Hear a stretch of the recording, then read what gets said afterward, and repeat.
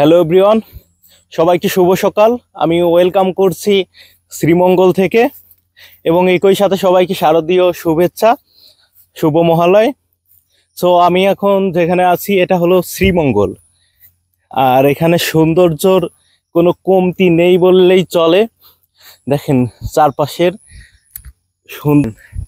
এখানে চারদিকে কুয়াশায় ছেয়ে গেছে এবং মধ্যখানে যে চা বাগান সেটা কিন্তু অনেক সুন্দর দেখাচ্ছে। সো এখন সকাল 5:30 বাজে এবং এই মুহূর্তে কিন্তু এখানে আর কোনো মানুষ আছে বলে আমার মনে হচ্ছে না, কারণ আমি দেখছি না। সো আমি যখন 2 দিন পর জাফলং থেকে শ্রীমঙ্গলে আসি, এখানে যে হোটেলে উঠছি ওখান থেকে লোকেরা বলছে এত সকালে যাওয়া সেফ না ওইখানে একা একা। কিন্তু আমি তো আসলে এই সমস্যার ভয়ে তো শুয়ে থাকবো না, আমি তো সমস্যার জন্যই এসেছি। ঠিক আছে, সো যা আছে কপালে আছে। আগে খুব ভোরে আমি চলে আসছি এখানে একা একা। সো দেখেন, আসলে শ্রীমঙ্গল মনে হয় যে বাংলাদেশের কাশ্মীর। হ্যাঁ, সো অনেকেই এখানে আসছেন, আবার অনেকেই আসেননি। তো যারা আসছেন শুধু তারাই এই ফিলিংসটা বুঝবেন, বা এই দৃশ্যটা তারাই আসলে খুব কাছ থেকে নিজের করে নিয়েছেন। দেখেন চারদিকে শুধু কুয়াশা আর কুয়াশা, আর চা বাগান আর চা বাগান।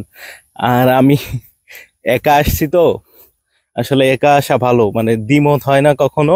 যেমন আমার সকাল 6টায় আমি বার হয়েছি এবং আমার ইচ্ছা আছে যে সন্ধ্যা 6টা পর্যন্ত শ্রীমঙ্গলের যে সমস্ত দর্শনীয় স্থান আছে সেই সবগুলো আমি ঘুরে দেখব।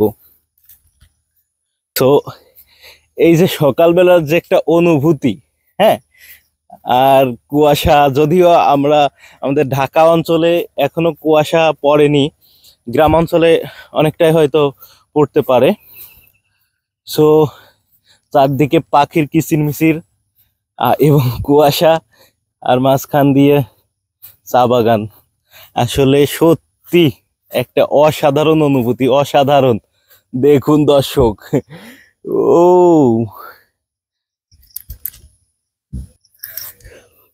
আর যত সময় যাচ্ছে কুয়াশাটা একটু বৃদ্ধি পাচ্ছে, কারণ আমি যখন এসেছিলাম তখন কুয়াশাটা এত পরিমাণে ছিল না, অনেকটা ক্লিয়ার ছিল। কিন্তু এখন দেখছি একটু একটু করে কুয়াশা বৃদ্ধি হচ্ছে।